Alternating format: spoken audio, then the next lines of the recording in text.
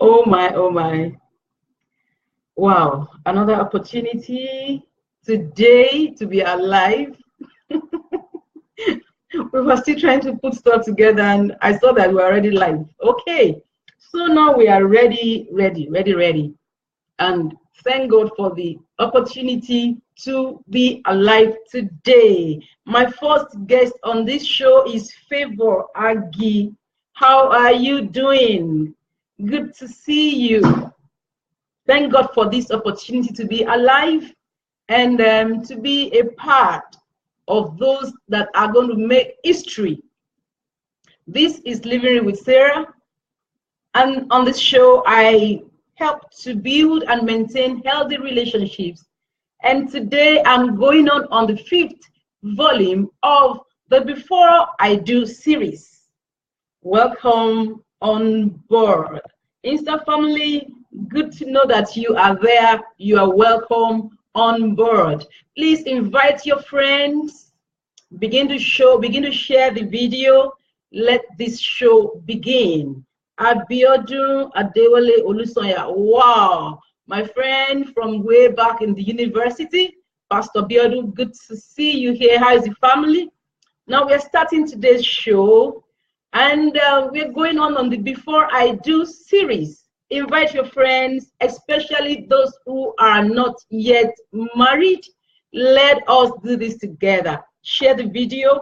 Oh, my dear sister, I see Deboski on Insta family. I'm so happy to see you. I wish I could just bring you here, you know. I missed you so much. And Facebook family, good to know that you are there. Please go ahead and share the video. Invite your friends, invite your family. Let us talk about this thing together. And today I'm starting this show with a song, a secular song sung by one of Nigeria's best, one of Africa's best, and one of the best in the world. Omawumi, she said something in this song that I want to start this show with. Come with me and let's enjoy this together. Okay.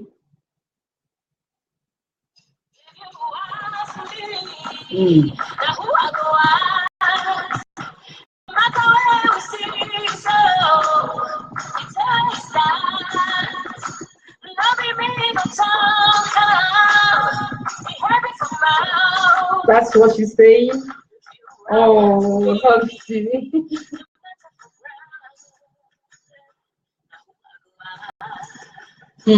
There's a matter on ground though. Now who I go out? It's a waste. Not be me, but me, I go talk my own today. I've been given the permission and the right to talk about it.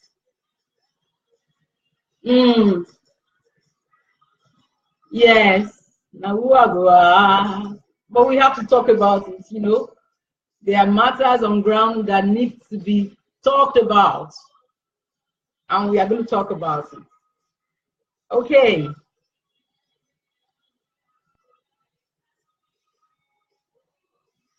All right. Tag your friends, let them join in.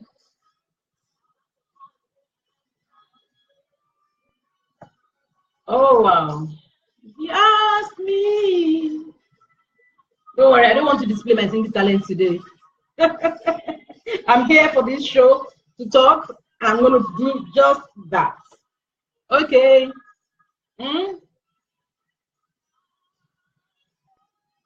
If you ask me, the matter for ground. Now, who I go ask? I think that's all. Thank you, Maumi, for that beautiful piece there. It's a timeless piece. And she's talking about things that are happening in our society. And you know, on this show, we talk about relationship on 3 levels. You, man with God, man with himself, and man with others. And I'm going ahead today to discuss or to speak with you on the Before I Do series. We have actually talked about so many things, and today we are going on to see some reasons why people get married and which we have come to realize and have come to see is part of the reasons that we are having issues in marriages of today. Yes, we have understanding. Yes, we have many friends. Yes, we have seen all manner of things. But I tell you, there are certain things that if they are not taken care of, will draw us back. Honestly, and we just have to see these things, especially for people that are yet to get married. See these things and learn from these things. God did not design marriage to be a place of struggle, a place of fighting, a place of violence and malice, just because we must try to keep this marriage together, and then things are going haywire. Now, like I've said to you, we are looking at this from what is happening now and tracing it back to how did we get here and how do we move forward. Many things happen in life that actually could have been averted, but because people didn't know any better, or maybe didn't take into cognizance certain things that we need to take cognizance of. And that's why I've said to you on this show, God says, he that finds a wife finds a good thing and obtains favor from the Lord. So finding it is your responsibility. And you need to know that God will help you. Yes, He will present to you certain people. You will find yourself in certain places. But He has given us guidelines. He has given us brains. And He has given us His Spirit to guide us so that we make the right choice. So that we make the right choice. God wants you to find the one you delight in living with. God wants you to have a round peg in a round hole kind of relationship. He doesn't want you to start struggling and, thinking that, oh God, this is a necessary evil. One just has to get married and one must just keep roughening it no matter what is happening. One has to just keep roughening it. That is not God's idea. It is when we put the cart before the horse that we have such situations. If we put the horse where it's supposed to be, that's before the cart, then everything is going to be fine. And you're going to enjoy our marriages the way God intended it to be. So if you are, since you're still single, if you have not found the person that really fits into your life, that is made to fit into your life, your destiny, don't give up. Keep searching, because that person is there. That person is there. And I pray that everyone searching for a life partner, after having, as we have established here, after having, discovered yourself, discovered who you are, and the person you need in your life, then just keep at it, keep believing God, keep searching, and you will find. There's this very common scripture that we used to quote, and we kind of just leave it hanging. Eyes have not seen, ears have not heard, it has not entered into the heart of man what God has prepared for them that love Him. But the very next verse says to us that He has revealed them to us by His Spirit. So that your own person is there. It might not really be, that's what God said, to find him or her, because it might not be on the surface, but he is there. She is there, and you will find. By the grace of God, you will find. So today I'm sharing with you 10 reasons that are not cogent enough to be the reason that you are getting married. And I really believe, God, that I'll be able to do this in the next 50 minutes. Number one thing that I want to state here is, when you sense or you smell an abuser, what do I mean by this? Domestic abuse has become very rampant. Not because it is just starting, but because now it is getting the kind of publicity and awareness that it needs. domestic abuse, domestic violence, emotional violence, emotional abuse. You know, it is very easy for us to see that, oh, this woman is being domestically, you know, abused. Maybe the man beats her up, or maybe, you know, the woman beats the man up, or whatever is happening, and, you know, they inflict physical injury on each other. It is very easy to see that, oh, something is wrong. Oh, there's an abuse going on there. Oh, there is domestic violence going on there. But you start from when you are dating or you are courting, and before something happens, somebody has slapped another person. Maybe the lady has already slapped the guy, or the guy has already slapped the man, the lady. When you begin to see these signs, when you are in a relationship, it is a red flag. Domestic abuse is lurking just behind the door. Honestly, you do not want to get married to anybody for any reason that has that trait in them. That has that trait in them. Whether it is physical abuse, emotional abuse, you know, some ladies, when they talk to you, some men, by the time they finish talking to you, you will not even know. You will think you think you don't have any worth. You want the ground to open, and so that you just enter into it. When you see these signs in a relationship, no matter how the person appears to be nice and, you know, very generous, very jovial, and whatever, you know, is the facade that's been seen. Once there is an, you know, an altar of abuse, be it domestic violence, or emotional abuse, please, please, and please, no matter what else is covering it up, run. Run. In fact, we are advised to run from every appearance of evil. When you begin to sense these things is evil, and the smart thing to do is to run. It doesn't matter what the person appears to be. Once you smell the abuse, be it in a violent form or the subtle form, which is the emotional one that comes by, you know, either the kind of words that are spoken to you, somebody comes to you and speaks to you, and by the time she leaves, you are down in your soul. You are so down. That is not the kind of person you want to go ahead and get married to. Please. Somebody who neglects you. You are still courting, or you are still dating, or you are still courting, and the person finds it easy to keep malice with you and ignore you and just neglect you. That is how emotional abuse starts.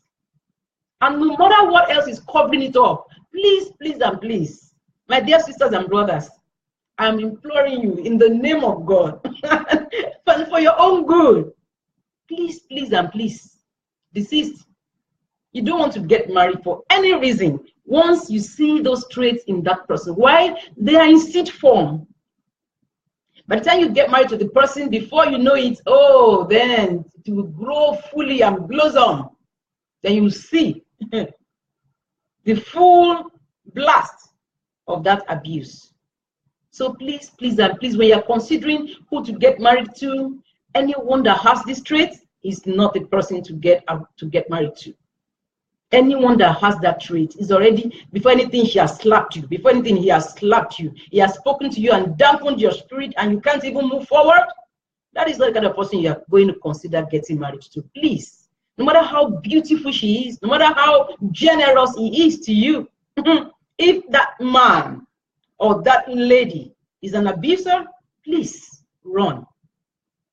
Run. That's the number one thing I'm sharing today. And number two thing I'm sharing today is that refuse to yield to pressure.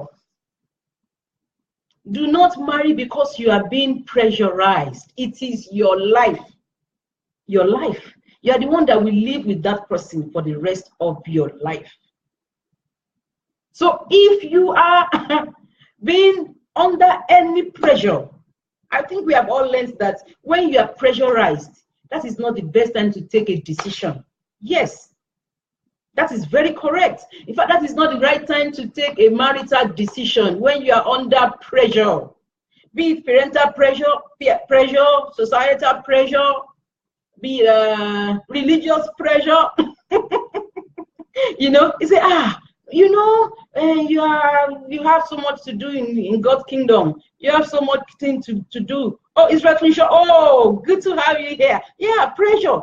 Great point. You don't want to marry under pressure. You are I am 90% sure, if not 95% sure, that you made the wrong choice. Except by God's mercy. God is merciful. Some people have actually gambled in their marriage and they gambled right.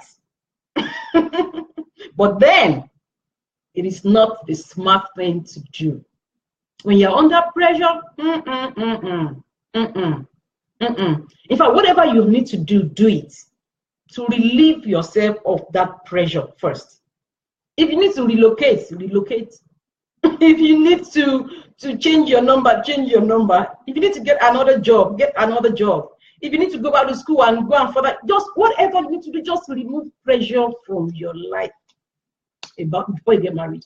You don't want to take that decision when you are under pressure, because it's a long, lifelong thing.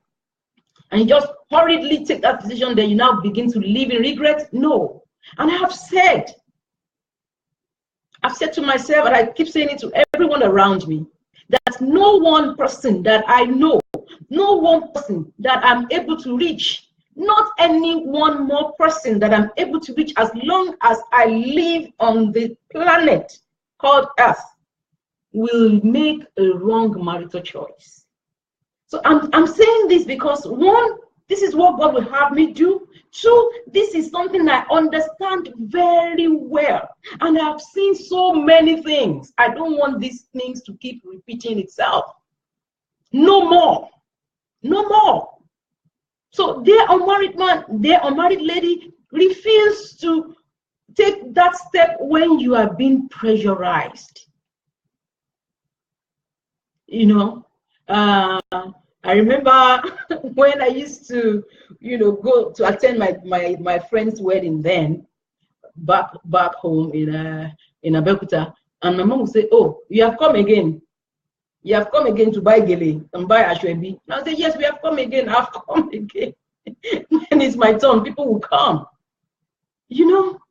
Pressure come, and it's not because they just want to pressurize you. Well, it's under the guise of love, and that they care. But like I love to say, you are the one that is wearing the shoe. You know where it pinches. So no one can feel your pain more than you. So please, please and please, refuse to let anyone pressurize you into getting married. If you have not made up your mind, or if you have not met the right person, if you are not fully convinced, just hold on, because your life is precious. And we have learned here that purpose precedes creation and purpose precedes marriage. The reason God sent you to earth must be accomplished. That is much more important than marriage. Jesus didn't get married. Paul didn't get married. John the Baptist, that of all that were born of a woman, no one was greater than him until we came along. He never got married. So if it is all about marriage, I know there's this thing that's this craze, family above everything, or marriage above, God is the one that institutionalized marriage. How can marriage now be above God and above his purpose for man? How?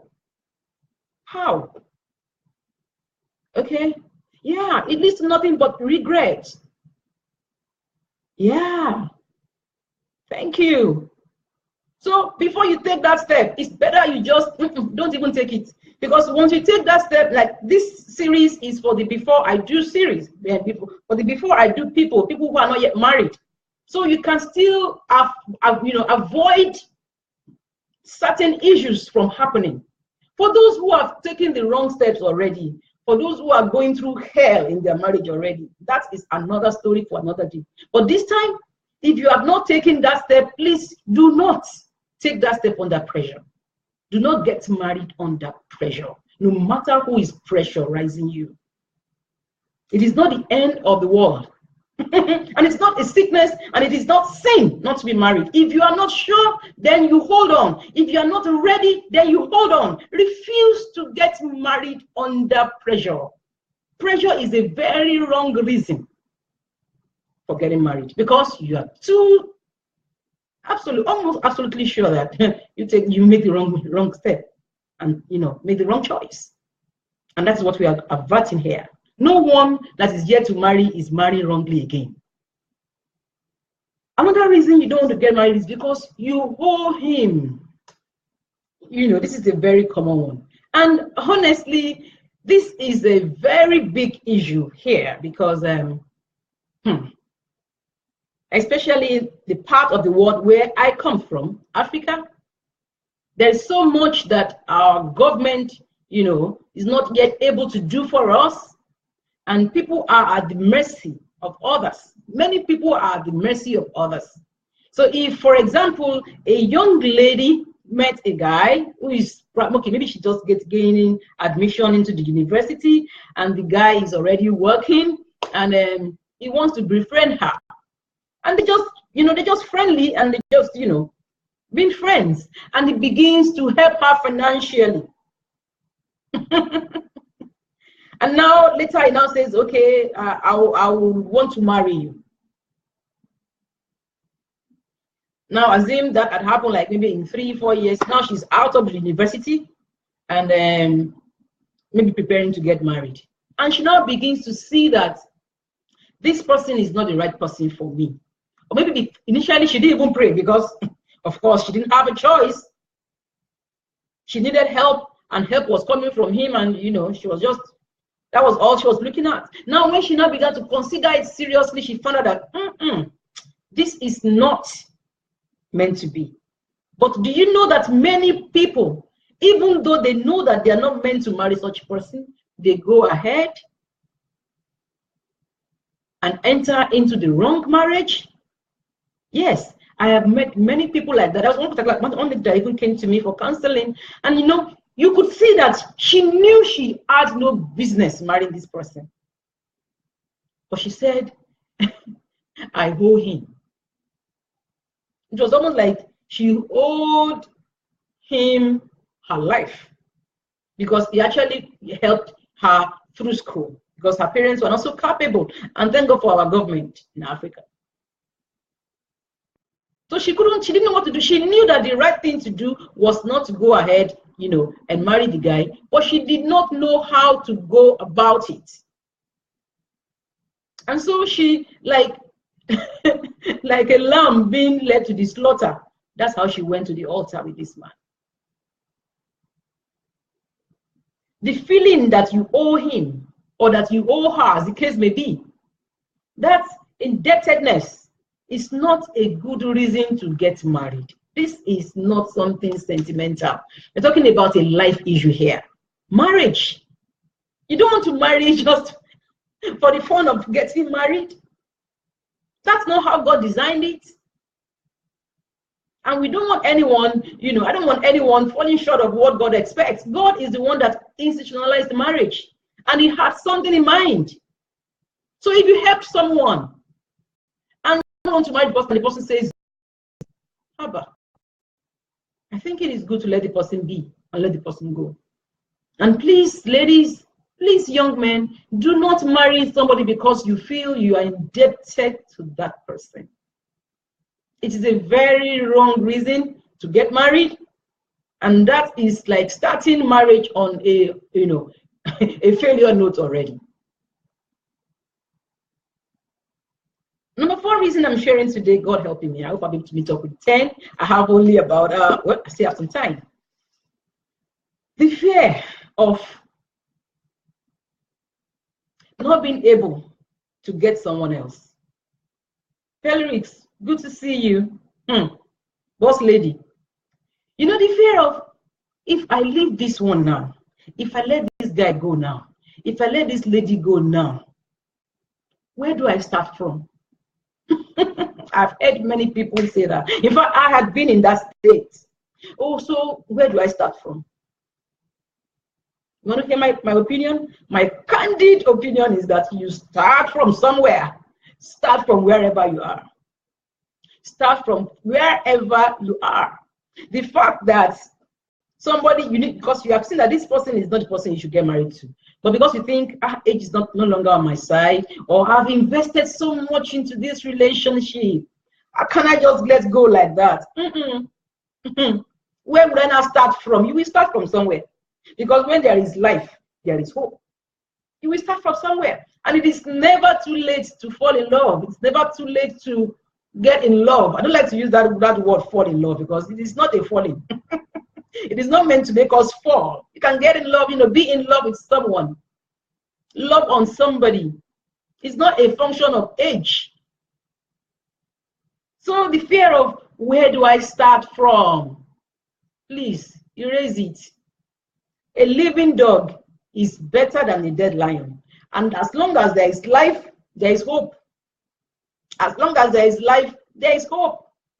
So you just want to go ahead and say, this person, even though you have been courting the person for 6 years, or for ahead of 10 years, yes, and you don't find out that this ought not to be. This is not where I need to end up. Oh girl, oh boy, just leave. Explain it. Sit him or her down. Let it be very, very clearly stated. Because marriage is by choice, though. It's not by force. And it's your choice to make. Even God has given you the ability and the freedom to make that choice. So if it's not working, before you go and say, I do, just stop it right there. And to answer the question, where do I start from? Start from somewhere. Where you are is good enough to start from. Okay? So that's another reason that is not cogent enough to enter into a wrong marriage. Where do I start from? You start from somewhere. And the fifth or the sixth one I'm sharing today is this issue of pregnancy. And somebody is saying, we are Christians, so why should this be coming into the discussion? But you and I know very well that many Christians who know that they ought not to have sex before they get married are having sex. Haven't you seen? Haven't you heard? And me, I'm not here to judge anybody. Like I've said to you, on Living Real with Sarah, I don't judge. We're not here to judge. We're not here to condemn. We are here to, analyze it. And you see, it's very interesting that you are free to take your decisions, make choices every day. You're free to do that. But you're not free from the consequences of the decisions that you make. Okay, now, so something happened somehow, it was not planned or whatever. Now the person got pregnant. It must have been planned anyway. It must have been planned. So the person got pregnant. And say, because she's pregnant, then she has to marry the person. Because he has impregnated her, then he has to marry the person. I stand here to say today that is not a good enough reason to get married. But that is the more reason you don't want to get married to that person. Honestly, that somebody got pregnant, fine, it had happened. And in as much as they're not here to judge, the person has carried the belly, good. And I actually want to salute people, ladies that get pregnant outside wedlock and have the guts to carry the pregnancy to full term and give birth to the children. Believe you me, I give them kudos. Because there are many, many brides out there, on the wedding day they wear their designer bridal wear and all that.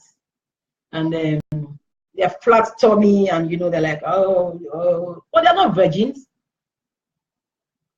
In fact, they had an abortion maybe like 2 months before the wedding. Now, look at it, side by side. Somebody that got pregnant, and we begin to castigate the person, and we begin to say all whatnots to the person and our parents. And somebody that got pregnant and actually aborted the pregnancy, who is better off? who is better off. So that's on the side. Now that if somebody is pregnant, it's not a good enough reason to go ahead and marry somebody. So it has happened, you have gotten yourself pregnant, or the guy has gotten you pregnant, or gotten you impregnated. Have the baby. That means, I am an advocate for children, and I protect the children in any way and every way that I can, that God has empowered me to. So that means that child has been destined, and I use the word very carefully, but let me just say, that child was meant to come, and that child has come through you, and that child has a right to life. So give birth to that child.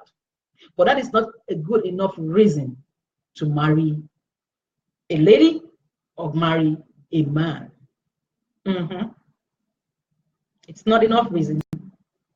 For example, if, like, I had something, I got a video clip online today, and the woman was narrating her ordeal in the hand of a boyfriend in Ivory Coast before she came to the US and all that, and she was saying so many things. Now, because she got pregnant, she had now said, oh, so I'm already pregnant, I just have to stick to this guy. What would have become of her? She probably by now would be dead.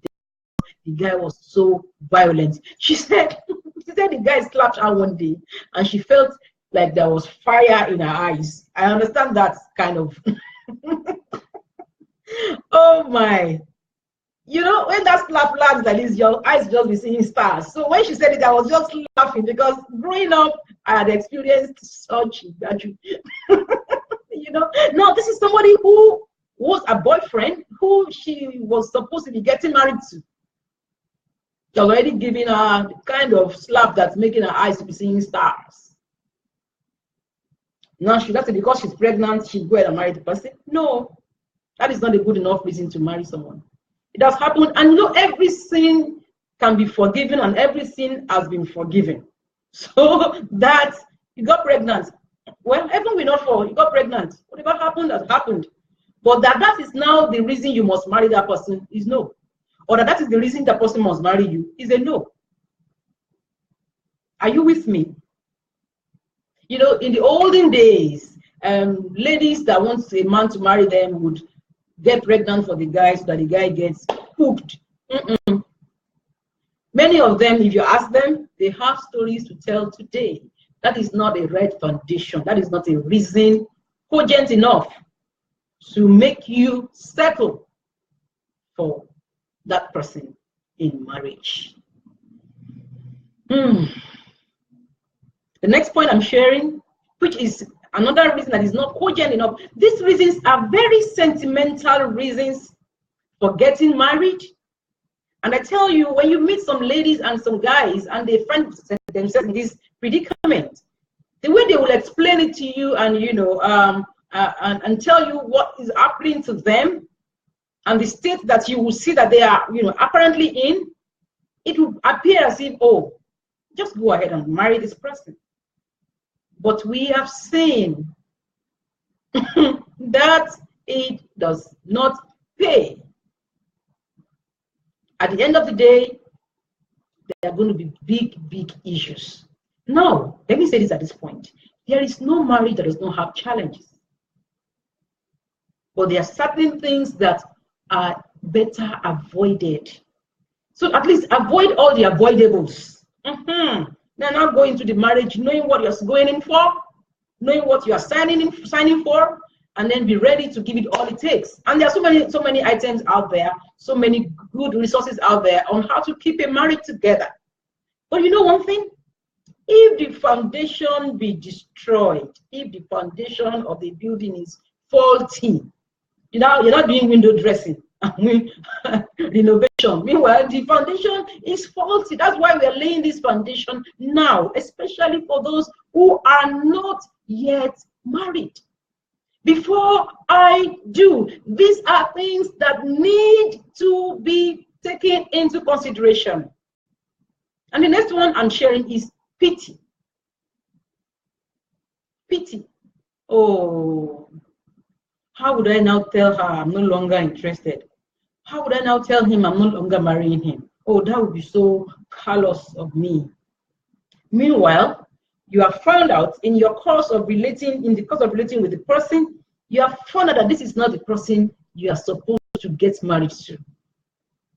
But you are being sentimental about it. You are pitying his condition or pitying her condition. I tell you, friends, pity is not a good enough reason to pick a marriage partner. That you pity him or you pity her is not good enough. It is not a reason at all that should be considered for picking a life partner. Something happened to someone I know a couple of years back, and each time I remember it, you know, it makes me feel sad. There's this lady we grew up together. I saw her again about 15 years ago, thereabouts, and then she was preparing for her marriage, or for her wedding. And I asked her, oh, she said, oh, is that guy that they've been together since secondary school that she's still getting married to? I was like, oh, that's good, that's good, that's good. Then as we began to converse, I just began to pick one or two things. And I just put it to her. Dear, are you sure that you're supposed to be marrying this guy? She said, really, there are issues, there are issues, but what would I tell his mom? Hey, you just saying, what would I tell his mom? And I was like, what would you tell his mom? But he said, no, because all of their family members have known me, they've met me, and I've met them, and we've come a long way. If I leave him now, how will it not be? And I'm like, it's not too late. It's not too late. You're not yet married to this person. You can't just say because his family members know you, and then his mother, and then she kept hammering on the mother. That the mother, how will she take it? I can't do that. And I was like, you're getting married to the guy and not to his mother. And the way I'm seeing the two of you are not having a good time. I don't think you should go ahead and marry this guy. But well, the die was cast or something, so she went ahead. I was at the wedding. If it was now, I wouldn't attend the wedding. But this was about 15 years ago. So I attended the wedding, and when it was time to dance in, as if every minute was like opening our eyes to our reality, kind of. When it was time for the bride to dance, and of course we were the bride's friends, we were dancing. And she just standing and said, no, what's happening to you? She looked at me and was like, I said, at this point, they have already joined you. This is the reception. Oh yeah, start dancing. So we had to, try to cheer her up and say, okay, so let's go in. So she went in. And that was how the wedding was conducted. But sadly enough, exactly a year after, it was during their anniversary. It was meant to be their first wedding anniversary. That was when she packed her stuff and left this guy. And what happened? The guy used to abuse her, even violently, violence, domestic violence was involved. And in fact, I think she got pregnant some months after the wedding. There was the day the guy beat her up. He so beat her up that the pregnancy got aborted. And then she was taken to the hospital and all that. She just came back from the hospital, I think like 2 days before their wedding anniversary. And on the wedding anniversary, the guy had gone out. She just packed her things and left. Because she said her life was at risk. Now, that was 1 year of unnecessary hardship, unnecessary pain, unnecessary hurt. Because she saw it. I don't know what happens to us, especially with ladies. We see these things. We see these things, we're like, because how will it be? Let me just, it will be as if I'm being hard.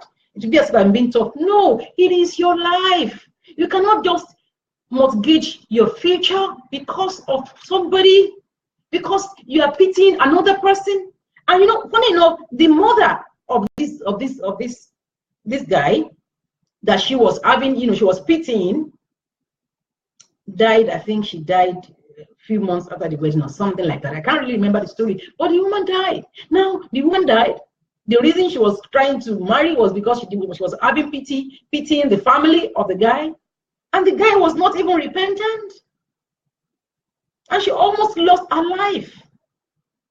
Please, if you're not yet married, as a lady, or even as a guy, pitying somebody is not a good enough. It's good to have empathy for people, but not for someone you're going to get married to, who you know should not be.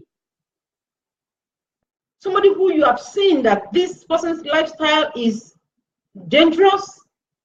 This person's lifestyle is, or you just found out that your destinies don't even align. You found out that this person is going to, maybe he's going to Zaria and you are going to Lagos. Just gently, with wisdom, just find your way out of wrong relationships. Do not go ahead and marry the people that you know you have no business getting married to. Please. Let us not be sentimental when it comes to the issue of picking our life partners. Please. Not any more issues in our marriages. We don't want any more issues in our marriages. I was talking to somebody like a year ago, no, over a year ago. She's quite mature, right for marriage. And she had somebody who was coming around her. Then at the point, they were actually preparing to get married, And at the point, I wasn't seeing anything again. I wasn't hearing anything again. So I had to call her. What is happening? And she told me, sis, I saw this and saw this and saw this in the guy. I'm like, I can't deal with this. So I'll just take it easy. My heart rejoiced to hear such words of wisdom coming from her, because there are enough pressures. There are enough things to consider, but she saw ahead. She saw ahead.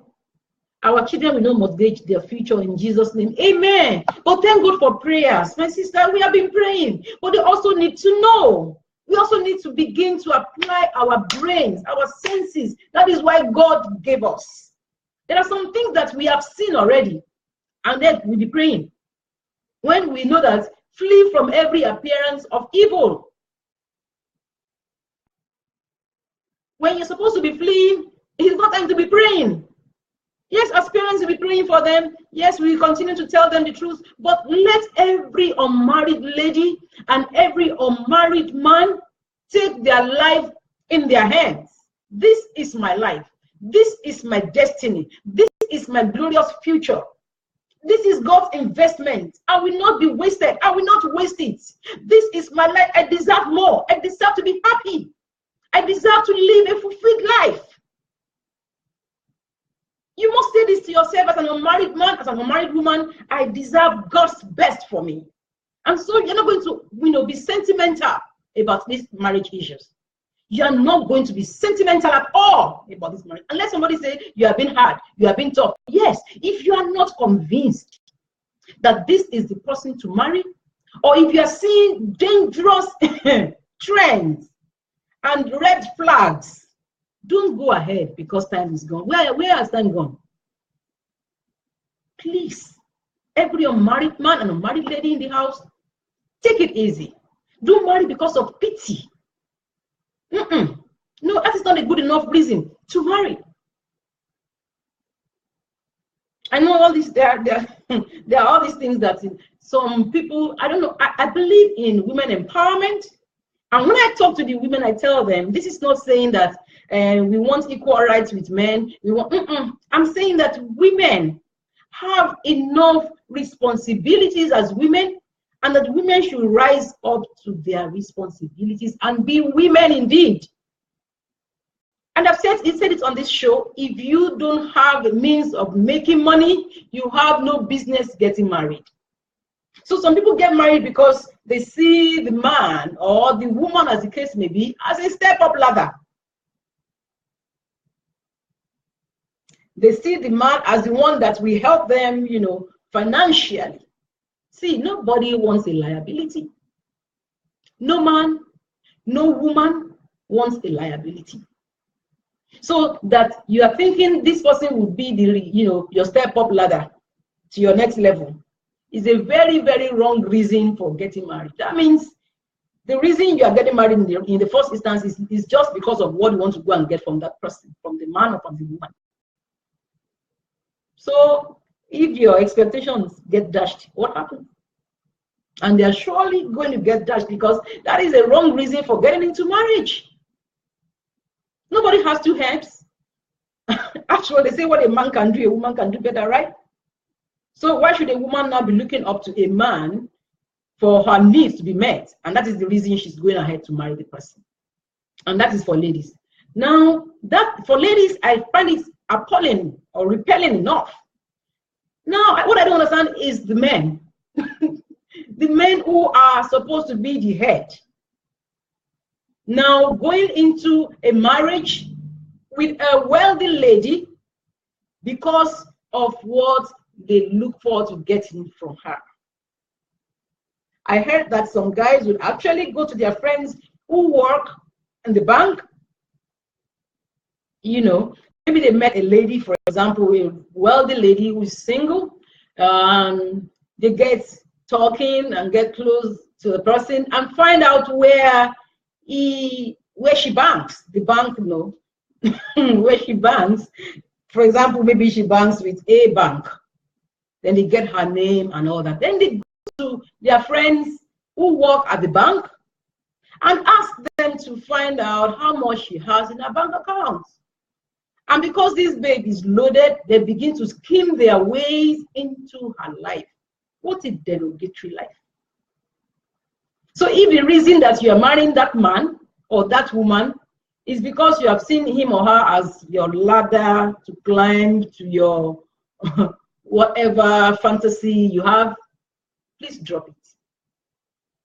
There's integrity in labor. And marriage is not for boys and girls.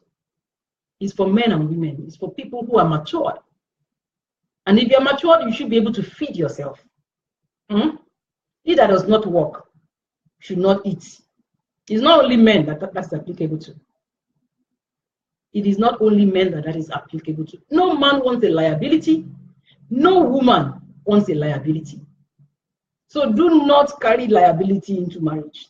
Sort yourself out as a single person. At least you can hold your head up. I've been already about the virtuous woman. She considers a feed and she buys it. That is the virtuous woman. Make your own money. Let money or whatever connections that somebody has not be the reason you want to get married to that person. Whether as a man or as a woman. I'm talking to you candidly from my heart. And you know one thing? It is only God that can help anyone. It is only God that is both willing, is always willing and always able to help. There's this common thing in Nigeria where the lady will be saying, I've suffered with you. There was even one drama, I can't remember it very vividly now. But I think they look at the man, after all the after all the suffering I've gone through with you, and the guy was like, who is beating us? As in, who? All these things that we claim, hey, I've suffered for you, is because many of us are entering into the marriage because we are, as a liability. I'm telling you, because as a woman, if you don't have a means of livelihood, and you now go to a man who has a means of livelihood, and maybe something happens to his job, and things get rough, and you now begin to cry and begin to say, I'm suffering with him. Why must you suffer? Why must you suffer? That was by the way. But the point I'm bringing up is that you should not marry a man or a woman because you see him or her as a step-up ladder to where you're going. You know yourself. You know why you're doing what you are doing. And on this show, I love to say it, the greatest injustice you could do to yourself is to lie to yourself. People can lie to you. But when you begin to lie to yourself, That is the height of deception. So you really want to know, why exactly am I getting married? And if it happens to be for any of these reasons, I'm telling you, just truly telling you, it is not a good enough reason to get married. And there's this one. It's a bit archaic, but I'm going to share it because while I was preparing this, it really came to my heart strongly. And I've actually had to talk to, counsel a few ladies who found themselves in this shoe. There's this thing that we call oath. It might be strange to some people, but for people who have, seen movies or been involved in cult activities and all that, there's something that is called oath. When they cut, their skin and then spill blood out, the lady also gets her skin cut, blood is spilled out, and they mingle the blood together and swear to an oath that they are not going to leave each other. It's very rampant in Nollywood movies. I think I've seen it there. And I've heard one or two, people, more than two ladies actually, that I actually had to talk to on that. But interestingly, I also had found myself in that situation. You won't believe it. This is Living It with Sarah. I'm going to make it very real. There was this, oh my goodness, God help us. And I'm praying again, our children will not miss it in marriage. There's this person, I don't know. Before I knew what was happening, I was in a relationship with this person years back. And as I was less than 20, so I didn't really know many things that I, probably know now. And one day the person just came and said, I love you so much, and I don't want to lose you, and I want you to know that I'm not going to leave you. So I want us to make a covenant, enter into a covenant. I'm like, what do we do? And he brought this issue of, I'll just cut myself with blade, I cut you with blade, then we mix the blood together, then we say one or two things, and that would be an assurance that I'm not going to leave you. Oh my. And I was so gullible. I was gullible. That one I'm very sure of. Was I scared? I didn't know. I was just going. Very, oh my. And so this person was doing all manner of things. And each time I'm like, why are you doing this? You say, hey, it's you I have covenant with. You are not married though.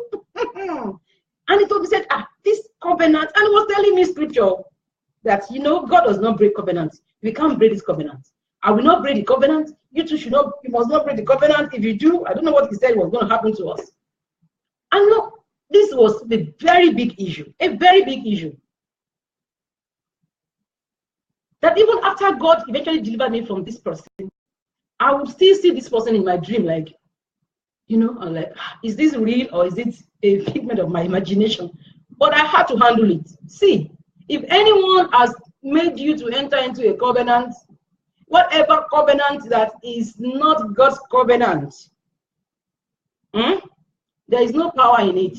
I don't care where they brought the thing from. I know there is voodoo, there is juju and jazz and all that, but I'm telling you, and I stand here and I make proud to say that the covenant in the blood of Jesus negates every evil covenant. So you will not, because somebody has tricked you into entering a covenant, maybe before you could even reason out what was happening or whatever. Now that you have heard this, if that is the reason you think you are bound to a man or bound to a woman, that covenant is hereby broken in the name of Jesus. I stand as an authority ordained of God to say to you that no other covenant stands against that covenant in the blood of Jesus. So I've highlighted many things. If you're just joining us, please go ahead and go through what we have discussed. Share this with your friends. You know that when you begin to see the things that we have discussed, you will know where some things need, to touch some people. Please send this video to them. This is a blessing to somebody. This is a liberation for someone. Do not get married for wrong reasons. Once you do, there is an assurance that that marriage will fail.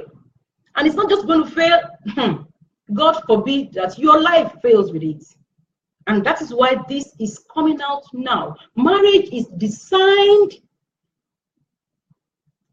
to make your life better, because two are better than one, but they have a better reward for their labor. Your marriage is meant to help you and help your partner in moving forward together, fulfilling God's purpose for your life, being a blessing to humanity, and at the end of the day, making it to the kingdom of God. Anything short of this is just not right. It's just not right. It's just not right. So for everyone out there who is yet to get married, please, please, and please ensure you are not getting married for the wrong reasons. And it does not matter how far you have gone. I'd like to say this as I close. It does not matter how far north you have gone. The moment you turn back, you are facing south. In other words, it does not matter how far in the wrong direction you have gone. It's not too late to take a turn to the right direction in your marriage. Go ahead and share the video. Go ahead and ponder on these things. Every single lady and single man out there. We are waging a war against wrong marital choices, and you must marry right. I'm Sarah Bukola Adiwe, your host on the Living Room with Sarah talk show, and I'll see you again on the next episode. And until then, I'm saying to you, keep living real. Bye for now.